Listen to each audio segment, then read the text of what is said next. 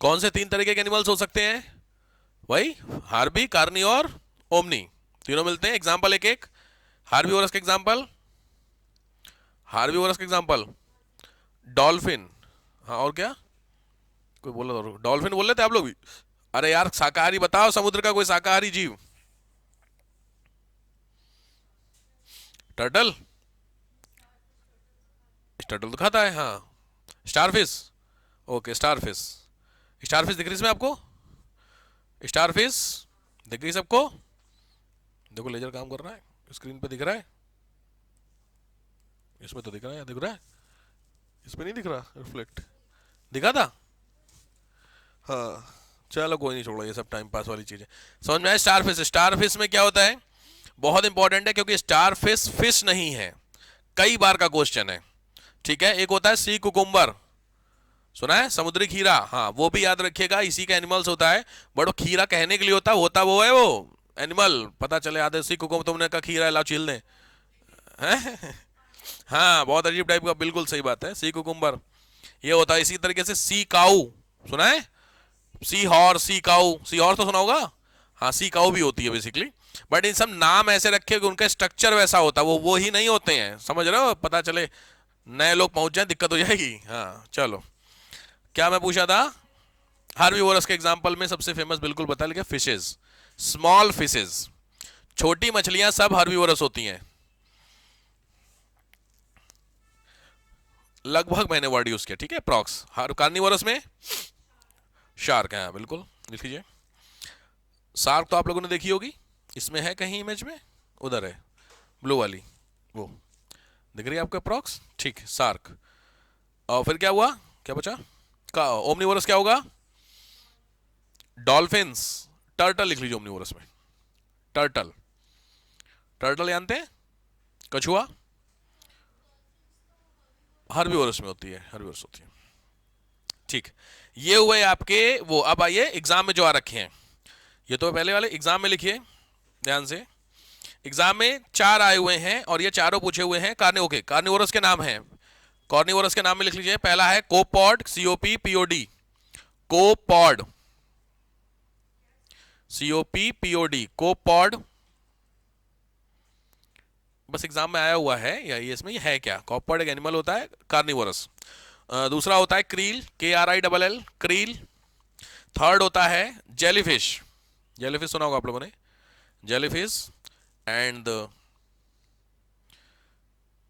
Seal, जानते हो seal? देखा आप लोगों ने? हाँ ठीक है, सील लिख लीजिए। ठीक, अच्छा वही तुरंत लिखे मैमल्स।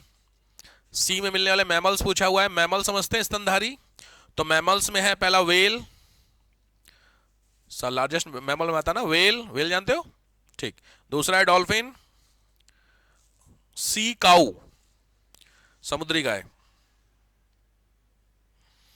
ठीक है, मैंने आपको ऊपर वाले कौन से वर्ड दिए थे जो 0 to 200 मीटर मिलते हैं, उनका नाम क्या था?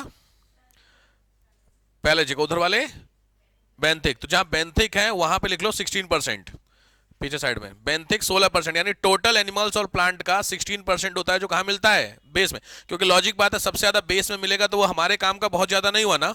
एवरेज अगर डेप्थ की बात की जाए सी की, तो लगभग कितनी होती है ऑन एन एवरेज अप्रॉक्स? भाई अगर 200 मीटर तो मैंने बता दिया शुरू का, 200 मीटर तो बहुत कम होता है ना। सबसे गहरा कितना सी मिला है? 11,000 के अराउंड है, तो 11 यानी एवरेज से भी गहरा है सी। तो आप हिसाब लगाइए वहां बेस में कौन जाकर के निकालेगा चीजें, तो लॉजिक का मैक्सिमम पोर्शन आपको अपर में ही मिल जाता है। ठीक है, ये एक इंपॉर्टेंट पॉइंट। चलो डन, ठीक है, ये हो गए आपके मरीन वाले। नेक्स्ट आओ वेटलैंड्स। नेक्स्ट आइए वेटलैंड, आर्द्र भूमि, वेटलैंड्स, आर्द्र भूमि। वेटलैंड बहुत कॉमन, सिंपली भाषा में इनको हम और आप जनरल लैंग्वेज में बोलते हैं कीचड़, मड। लेकिन ये वैसे वाले मड नहीं जो तुम्हारे घर के बाहर इकट्ठा हो जाता है बारिश में, ये प्रॉपर एरिया होते हैं, याद रखे। दलदल जानते हैं आपने? क्या बोलते हैं दलदल को? हाँ क्विक सैंड भी एक दूसरी चीज होती है, बिल्कुल ठीक बात है। उस तरीके के एरिया, तो ये गवर्नमेंट के लिए या इंटरनेशनल पॉइंट ऑफ व्यू से बहुत ज्यादा इंपॉर्टेंट एरिया होते हैं for the protection of biodiversity. इन इलाकों में सबसे अच्छी बात का भी ये एरियाज आप देखिए, इस एरिया में आपको पानी और जमीन दोनों मिला हुआ दिख रहा, तो पानी और जमीन दोनों होंगे तो वहां पे मैन्युअली जाना पॉसिबल नहीं होगा, तो जहां इंसान कम जाएंगे वहां पे एनिमल ज्यादा मिलेंगे, तो प्रोटेक्शन के पॉइंट ऑफ व्यू से अच्छी चीज है कि नहीं है। बायोडाइवर्सिटी में आपको यहां पर प्लांट भी मिलेंगे और एनिमल्स भी मिलेंगे, दोनों कौन से, जो जमीन पे रह रहे हैं और जो पानी में रह रहे हैं और जो दोनों में रह रहे हैं। एग्जाम्पल सुना है तुमने, क्या वर्ड यूज करते हैं उनको, एम्फीबियस सुना है शायद, अम्फीबियस कोई एनिमल बताओ जो पानी और जमीन दोनों पे रहता है उसको एम्फीबियस बोलते हैं ना, क्रोकोडाइल, बिल्कुल। तो समझ में आया, तो इस तरीके के यहां सामने, तो इसमें अच्छी बात ये होती है क्योंकि दलदल वगैरह में अगर इंसान जाता है तो पिक्चर हम देखे वो नीचे हो जाता है, आप हंसे कभी, कीचड़ उतरना नहीं, मजाक नहीं करना, देखो खुद को चैलेंज वहां करना जहां पे पॉसिबिलिटी है बचने की, निपट जाओगे, क्योंकि क्विक सैंड बहुत खतरनाक चीज होती है, खास करके इन एरियाज में, जैसलमेर वगैरह में बहुत मिलती है, या फिर जो कोस्टल एरिया होते हैं वहां पर भी ज्यादा कुछ लोग जाते हैं एडवेंचर के लिए, नहीं करना चाहिए हर जगह एडवेंचर, पता चले कम हो जाओ, ठीक है। तो इश्यूज होते हैं यहाँ पर, तो बट यहाँ पे मैंने बताया साइंटिस्ट लोगों के लिए एरिया बहुत अच्छा है, इसको ही हम और आप यूज करते हैं, एक वर्ड यूज होता है उसका नाम है मैनग्रूव, सुना है मैनग्रूव्स, वो आगे इसी में आएंगे, ठीक है। बट वेटलैंड का मतलब लिखिए द एरिया, वेटलैंड में लिखिए the area which have both character of aquatic and terrestrial, ऐसा क्षेत्र जहां पे जल और स्थल दोनों की मात्रा उपलब्ध हो, जल और स्थल, the area which contain the character of aquatic and terrestrial.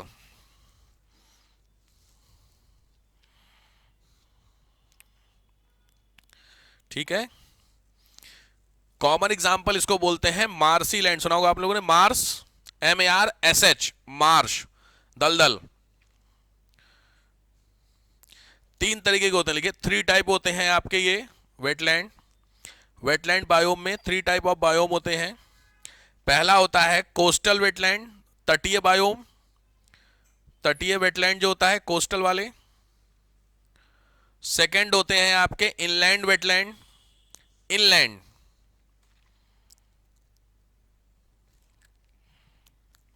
Third होता है मैन मेड, मानव निर्मित, इनलैंड मतलब अंतःस्थलीय।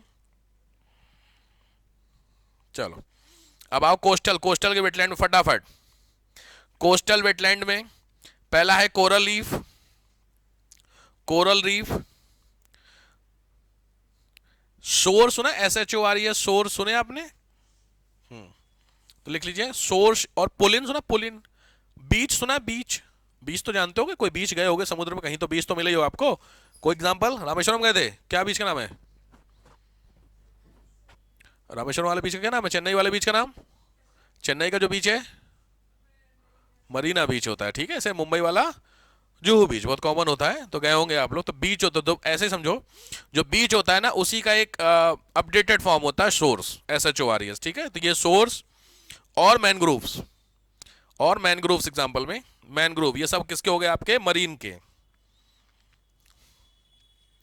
दूसरे आओ इनलैंड के, मतलब जो समुद्र में मिलेंगे इस तरीके, अब इनलैंड मतलब जो जमीन पे इधर अंदर समुद्र के अंदर जहां पे हम लोग होते हैं उसमें हो गए, हाँ क्या, इनलैंड में लिखिए पहला होता है लेक्स, बड़ी झील गए कभी आप, बड़ी वाली झील पे कहीं, बहुत बड़ी बड़ी जो लेक्स होती हैं, 2 तरीके की लेक्स होती है, एक नेचुरल एक आर्टिफिशियल, आर्टिफिशियल वाली लेक्स होती है डैम, और नेचुरल होती है कॉमन जो लेक होती है वोलर और ये सब, तो कहीं मौका मिला जाने का, तुम लोग चलो, बहुत जरूरी हो गया है तुम लोगों के लिए, कहीं लेक नहीं गए आप लोग, कौन सी थाल, नैनीताल वाली, हाँ नैनी झील चलेगी, नैनी झील चलेगी, लेकिन वो छोटी है, उतनी बड़ी है नहीं, डेप्थ अच्छी है नैनी झील की, लेकिन उसका साइज उतना बड़ा नहीं, छोटी सी झील है नैनी झील। और उस सोचिए अगर मैं नैनी झील आपने देखी हो आपको छोटी लग रही है तो बड़ी कितनी होगी, नौगुचिया ताल, बिल्कुल उसी रांची के हैं सब, वहीं के हैं, भीमताल, नौगुचिया ताल, 750, कोई दिक्कत नहीं, वहां पे तो हमारा जीवन बीता है 12 साल, तो सारे जो भी गड्ढे में पानी भरते थे वहाँ ताल बोल देते लोग, वहां गए, थोड़ा सा बड़ा होगा बड़ी वाली झील है वो, वहाँ का बहुत कॉमन है, भीमताल से शुरू होता है और नैनी झील तक पूरा रास्ते भर में आपको सैकड़ों झीलें मिल जाएंगी, और एक एक नाम रखा सबने, ये ताल वो ताल, सही बात है, बट मेजर जैसे मैंने वुलर लेक सुना आपने, वुलर लेक, सांभर लेक, जय समुंदर, राज समुंदर उदयपुर में, इस तरीके की जो लेक्स होती हैं उनके आसपास का एरिया जो कोस्टल होता है उस वाली बात कर रहा हूं मैं, क्या जय समुंदर, ठीक बात है, ठीक है। तो ये होता है एग्जांपल लिखिएगा दोनों तरीके से, इसमें एक चीज ध्यान रखना, जो नेचुरल लेक होती है वहां पर आपको बायोडाइवर्सिटी मिलेगी, क्योंकि जो आर्टिफिशियल लेक होगी वो आपको मैन मेड है। मैन मेड का मतलब वहां पे भाई मैन मेड का मतलब चारों तरफ सीमेंट है, बीच में गड्ढा, उसमें पानी भरा हुआ है। भाई डैम होता है तो डैम में आपने देखा, डैम की जो लेक होती है उसके चारों तरफ कौन सी बायोडाइवर्सिटी है, वहां तो इंसान होते घूमने जाते हैं ना।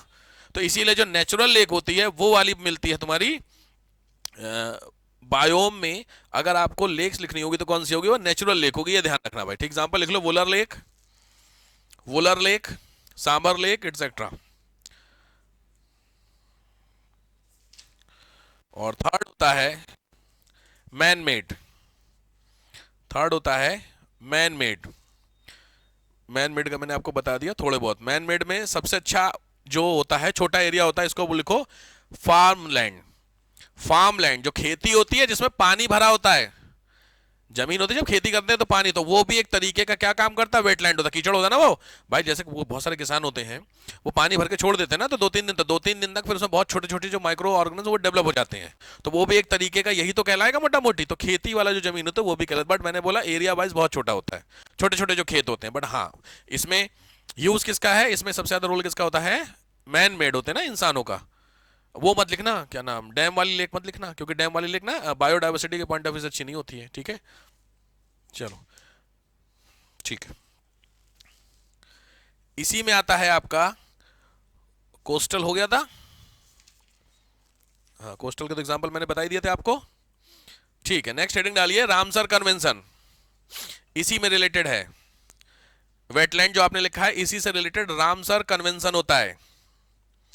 अब यहां पे रामसर, उसके नोट्स आपको बनाने हैं। रामसर संधि बोलते हैं, ध्यान से समझ लीजिए, मैं आपको बता दूं। Ramsar it is a place situated in Iran, एक जगह होती है जो ईरान में है।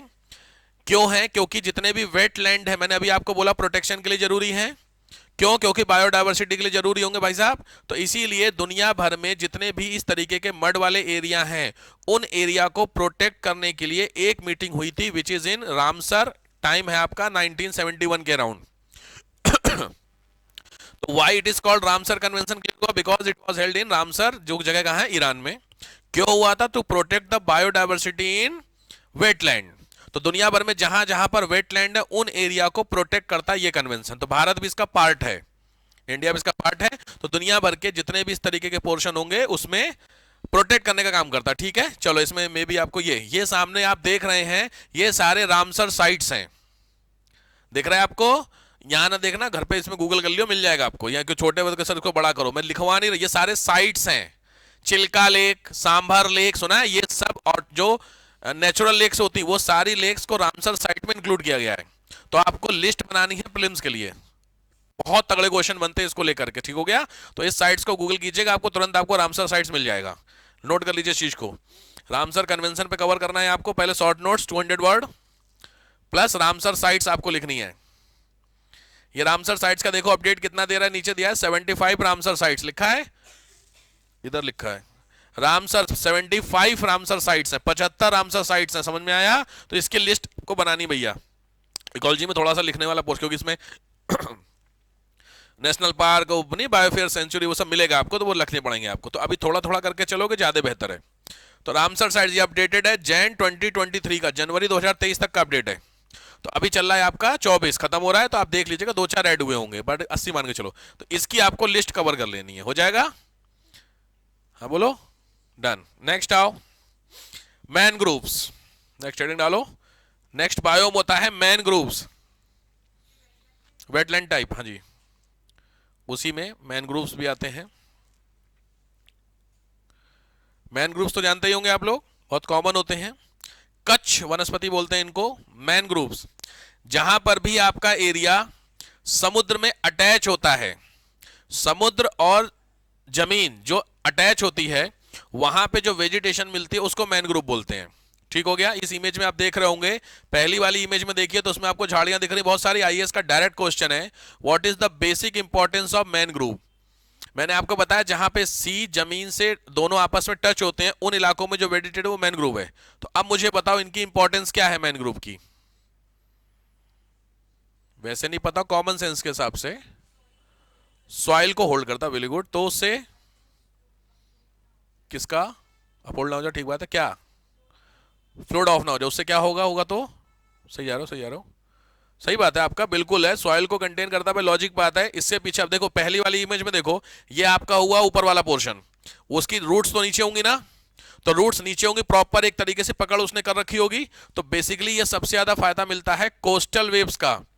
जो तरंगे होती है सी वेव्स, वो सी वेव्स मेन लैंड में नुकसान ना करके बहुत तेज स्पीड से आती हैं और इससे टकरा करके देखो कितनी सारी ब्रांचेस हैं। तो सी वेव्स अगर रास्ते में कोई हर्डल नहीं मिलेगा तो बहुत ज्यादा नुकसान कर सकती हैं। अब वहां से सी वेव्स चली और इस वाले वेजिटेशन में टकरा करके अलग अलग हो गई। जब अलग अलग हो गई तो इंपैक्ट खत्म हो गया। तो सबसे ज्यादा इंपॉर्टेंस इसकी होती है सुनामी में।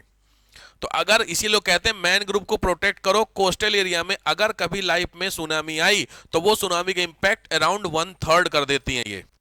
क्यों? रीजन आपके सामने, इनकी नीचे ऑब्वियस से पकड़ होती है, तो ये वाला पोर्शन ऊपर होता है। हमें पढ़ना है ये क्या नाम, इकोलॉजी के पॉइंट ऑफ व्यू से, तो थर्ड इमेज में है इधर साइड में, इस वाली इमेज में देखो, तो ये मैनग्रोव ऊपर ऊपर वाला है और ये इसके नीचे के वेजिटेशन है, दिख रहा है आपको? तो ये जो नीचे का वेजिटेशन आप देखो, इसमें देखो अलग अलग क्या मिल रहे हैं आपको, एनिमल्स मिलेंगे, और इसी में क्या में, क्यों? क्योंकि इस एरिया में कोई नहीं जाता है।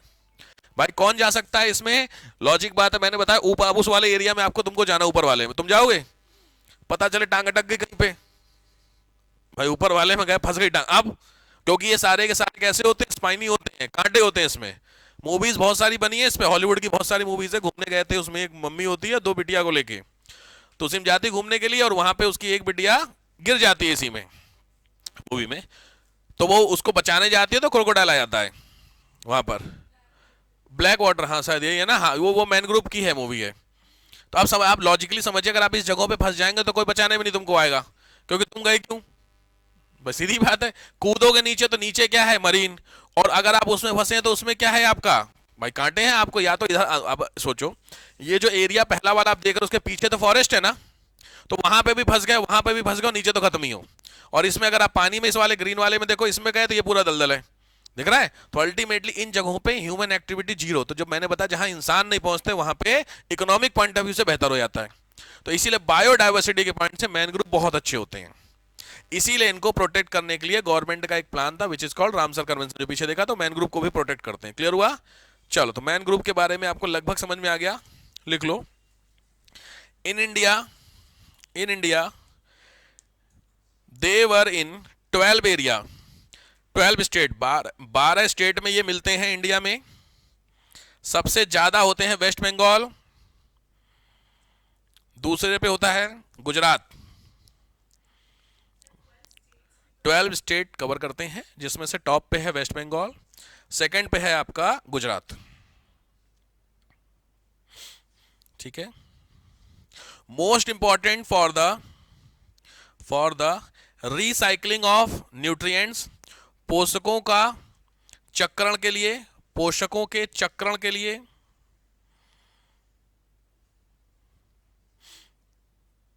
और रिसाइकलिंग ऑफ न्यूट्रिएंट्स दूसरा। ध्यान से, ये बहुत अच्छी चीज इसलिए भी होती है, जो रिवर्स होती हैं वो जो समुद्र में मिलती हैं, तो रिवर्स अपने साथ बहुत ज्यादा पॉल्यूशन वाली चीजें लाती होंगी। बड़े बड़े पॉल्यूटेड जो मटेरियल होते हैं वो इन वाली जो टकरा करके कोस्ट पे रुक जाएंगे, एक तरीके से फिल्ट्रेशन का काम कर रहे हैं। अब आपको लगे ये ऑब्वियस है, जब नदी आते हो, नदी में अंदर बहुत बड़े बड़े भी तो हो सकते होंगे, कुछ ऐसे इंस्ट्रूमेंट होंगे या कुछ ऐसी चीजें होंगी जो समुद्र में जाएगी, नुकसान होगी। लॉजिक, कपड़ा ले लो यार, कोई कपड़ा है वो अगर बहते हुए जा रहा है रिवर में, तो अब वो सीधी बात है, रिवर समुद्र में मिलने से पहले यहां से निकला, तो जो कपड़ा यहीं फंस गया, तो रिवर का पानी यानी जो प्रॉपर वाटर था वही तो समुद्र में गिरा। तो एक तरीके से पॉल्यूशन को कम करने का काम भी कर रहे हैं कि नहीं कर रहे हैं। तो ऊपर वाले की चीजें पे डाउट मत करना, ऊपर वाली चीजें बहुत, हर एक चीज का कुछ ना कुछ यूज हो रखा है। ठीक है, तो लिख लो, क्या लिखे word, reducing the pollutants, pollution को कम करने का काम करते हैं पॉल्यूटेंट्स। ठीक है,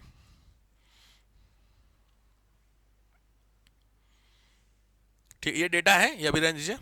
नया डेटा आ गया है क्या नाम उसका, फॉरेस्ट सर्वे, जो फॉरेस्ट रिपोर्ट आ गई है 23 की, 21 में आनी थी, 23 में आनी, 23 में नहीं आई, 24 में आई है। ठीक है, अभी 4-5 दिन पहले, तो उस पर एक वीडियो बन जाएगी, चुप मार के उस वीडियो को देख लीजिएगा। ठीक है, उसी वीडियो को कवर करिएगा। चलिए नेक्स्ट आइए, मैन ग्रुप के बाद नेक्स्ट होते हैं एस्चुरी। एस्चुरी जानते हैं?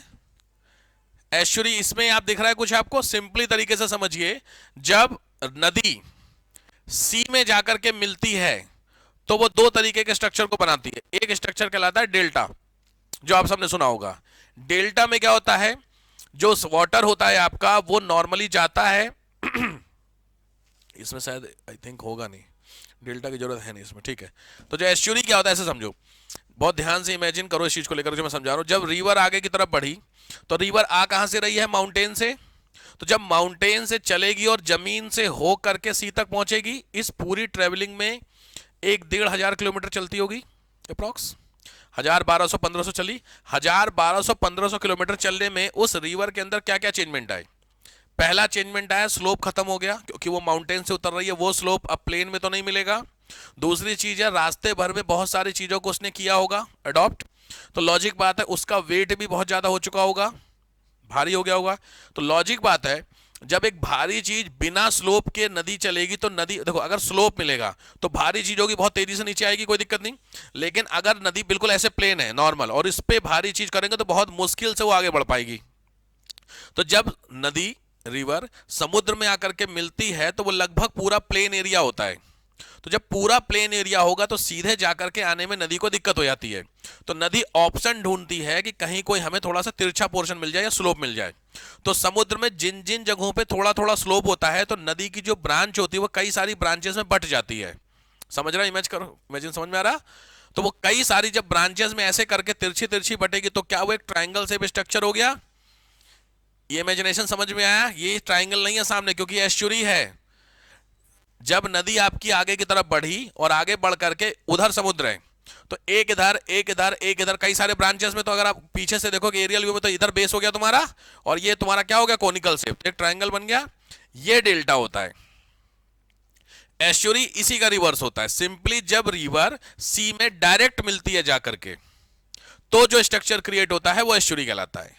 तो सिंपली इसमें आपको स्ट्रक्चर में डेल्टा वो नहीं दिख रहा होगा, क्या ट्राइंगल दिख रहा, ट्रायंगल कहीं नहीं दिख रहा, क्योंकि यहां पे देखो नदी जो है ऊपर वाले में, पहली वाली में जो है ब्लू वाली, उसमें सीधे सीधे जाकर के उधर साइड सबसे पीछे साइड में दिख रहा है जहां एस्चुरी का ई दिख रहा है, एस्चुरी का ई। अरे जो एस्चुरी ऊपर लिखा हुआ है उसका ई के ऊपर देखो पीछे लंबा लंबा दिख रहा है वो सी है। ये रिवर जा रही है, दिख रही है तुम्हें वो कौन सी रिवर देखो ये क्या है, रिवर, ये रिवर जा रही है और ये तुम्हारा सी है। तो इसमें कहीं स्ट्रक्चर बदला उसका नहीं, तो ये क्या कहलाता है, एस्चुरी। ठीक है। इसी तरीके से ये देखो दूसरा वाला, यहां पे भी देखो, यहां से क्या गई तुम्हारी रिवर और ये कहां गई, सी में, दिखा, सी में जाकर के सीधे मिल गई, कोई स्ट्रक्चर क्रिएट हुआ नहीं, तो ये एस्चुरी कहलाता है। इसी तरीके से ये है क्या तुम्हारा सी, और यहां पे रिवर्स कई सारी, ये बहुत बड़ा ऊपर से एरियल व्यू, कई सारी रिवर्स आकर के डायरेक्ट मिल रही हैं। अब आए समझ में, तो ये कहलाता है एस्चुरी। अब इसी में तुमको मैं दिखा देता हूं डेल्टा। ये ज्योग्राफी में स्ट्रक्चर होता है डेल्टा, तो बड़ी समस्या है, कुछ भी दिखा दे डेल्टा यार, मरी बनाया डेल्टा। ठीक है, देखो डेल्टा में, डेल्टा एयरलाइन दिखा दिया क्या, कोई नहीं, डेल्टा देखिए, ठीक है, आपके स्ट्रक्चर में टाइप ऑफ डेल्टा जो होते हैं ये स्ट्रक्चर में देखो, इस स्ट्रक्चर में तुम्हारा ये आ रही है रिवर, देखिए इधर से, और ये है तुम्हारा सी। तो लॉजिक है, ये रिवर कायदे में सीधे सीधे जाकर के मिल सकती थी, लेकिन नहीं कि इसकी कई सारी ब्रांचेस हो गई हैं। ये वाला हिस्सा दिख रहा है, इस हिस्से में रिवर नहीं जा रही है क्योंकि ये हिस्सा इस हिस्से के कंपैरेटिवली थोड़ा सा ऊपर है।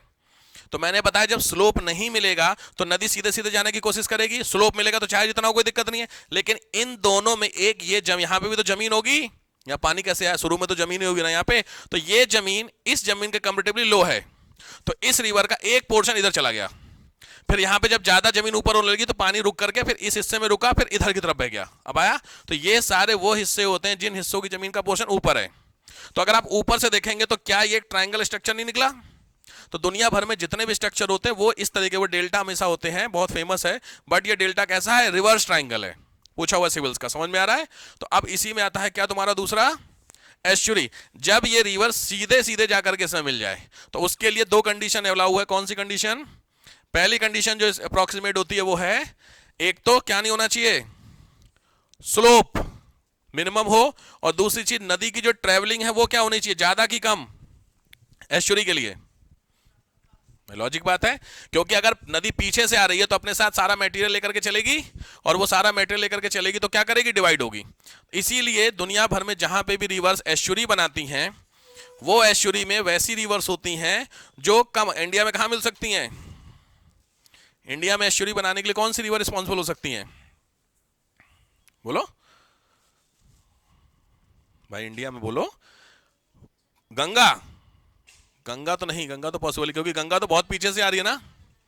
देखो, अगर मैं इंडिया की बात करता हूं, जो समझो ये अप्रोक्सीमेट है, तो इसमें 3 सिस्टम काम करता है। यहां से गंगा जा रही है, इधर से ब्रह्मपुत्र ऐसे होकर के आती है, इधर साइड में एंट्री करती है, और इधर बांग्लादेश में चली जाती है, दोनों यहां पे चली जाती हैं, यहां पे डेल्टा बनता है, इसको बोलते हैं सुंदरवन।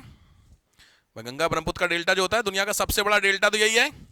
तो गंगा का तो जब वर्ड हो गया डेल्टा, तो एस्चुरी पॉसिबल नहीं है। ठीक, दूसरी आपकी रिवर होती है, वो इधर से होकर के, यहां से होकर के इधर साइड में जाकर के यहां गिरती है। ये कौन सी नदी है? इंडस, सिंधु नदी।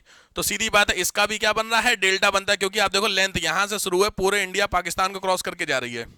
ठीक है, तीसरा पोर्शन होता है यहां पर, एक यहां पर होता है माउंटेन, एक माउंटेन यहां पर होते हैं। तो यहां से बहुत सारी रिवर इधर साइड में आकर के गिरती हैं। इसमें है गोदावरी है, कृष्णा है, कावेरी है। ठीक है, अब इनकी भी लेंथ देखो, यहां से यहां तक जा रही हैं, तो यहां से यहां तक कम से कम 2500 किलोमीटर चलती हैं। तो ये सब भी जब इतनी लेंथ में चलेंगी तो ये सब डेल्टा बनाएंगी। इसीलिए आपने सुना होगा कृष्णा गोदावरी का डेल्टा, सुने हो? केजी बेसिन, अंबानी वाला। तो ये केजी बेसिन भी क्या डेल्टा, ये भी डेल्टा बना रही है। तो लॉजिकली बात है, बचा कौन सा? तो बचता है तुम्हारा ये वाला हिस्सा। ये कौन सा घाट है हमारा? वेस्टर्न घाट। और ये क्या है? ईस्टर्न घाट। तो यहां से जो नदी निकलेगी वो सीधे सीधे इसमें गिरेगी कि नहीं गिरेगी? है, तो यहां से जितनी भी रिवर इधर साइड में गिरेगी, उसकी डिस्टेंस कम से कम ट्रेवल हो रही है। जब कम से कम ट्रेवल हो रही है, तो डेल्टा बनाने के लिए जो ऑप्टिमम कंडीशन है वो नहीं मिलती है। तो the river which flowed from the western Ghat towards waste, क्योंकि वेस्टर्न घाट से ईस्ट की तरफ भी जा रही हैं, वो कौन सी हैं? ये वाली हैं। और वेस्टर्न घाट से इधर की तरफ चल रही है। तो जो भी नदियां इधर से इधर की तरफ चल रही हैं, वो रिवर्स क्या बनाएंगी आपको? क्या नाम? एस्चुरी। रीजन आपको समझ में आया? क्योंकि यहां पे वो फैक्टर काम नहीं कर रहा। सबसे इंपॉर्टेंट फैक्टर होता है डिस्टेंस, क्योंकि यहां से कोई नदी जब चलते हुए यहां तक आएगी, तो यहां से यहां तक रास्ते में कई स्टेट मिलेंगे, और हर स्टेट से उसमें क्या जाएगा? पॉल्यूशन जाएगा, तो नदी का वेट भारी होता जाता है। समझ में आ रहा है? तो ये वाली रिवर इधर साइड में जाती है। क्लियर हुआ? हाँ बोलो, मुझे लगा पूछ रहा था। देखो, आप गूगल करो west flowing river, west flowing rivers in India. भारत में वेस्ट की तरफ कौन कौन सी है? तो मेजर रिवर तो नर्मदा और तापी हो गई। ठीक है, इधर साइड के देखो, कोई सी भी देख लो, ये रिवर आपके सामने है जो वेस्ट की तरफ है। अभी बस चुपचाप समझ लो, क्योंकि ये सारी रिवर्स हैं, इनके आपने बहुत कम नाम सुने होंगे। इन रिवर्स में मांडवी, ज्वारी, काली, क्या लिखा है?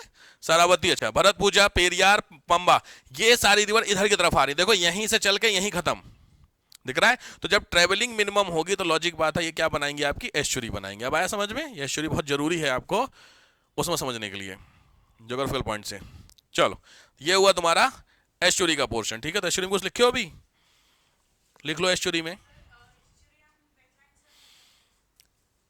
नहीं, एस्चुरी नेक्स्ट में आ गया, मतलब वो बायोम जो चल रहा था उसी में एस्चुरीज, ये बायोम है। ठीक है, तो लॉजिक बात है, पहला इसमें लिख लो, it is most peaceful area, सबसे शांति वाला क्षेत्र होता है। शांत क्यों है? देख ही रहे हो, कोई डिस्टर्बेंस कम ही कम होता है यहां पर। अच्छा, दूसरी चीज ऑब्वियस बात है, it contain both the character of river and sea. भाई नदी समुद्र में मिल रही है, तो दोनों के कैरेक्टर मिलेंगे कि नहीं मिलेंगे इसमें? सही बात है, लिख लो, नदी और समुद्र दोनों के चरित्र। एग्जाम्पल इंडिया के लिख लो, west flowing rivers. West flowing rivers, India की वेस्ट फ्लोइंग जो रिवर्स होती हैं, पश्चिम की तरफ बहने वाली नदियां, वो कहलाती हैं तुम्हारी एस्चुरीज बनाती है, मतलब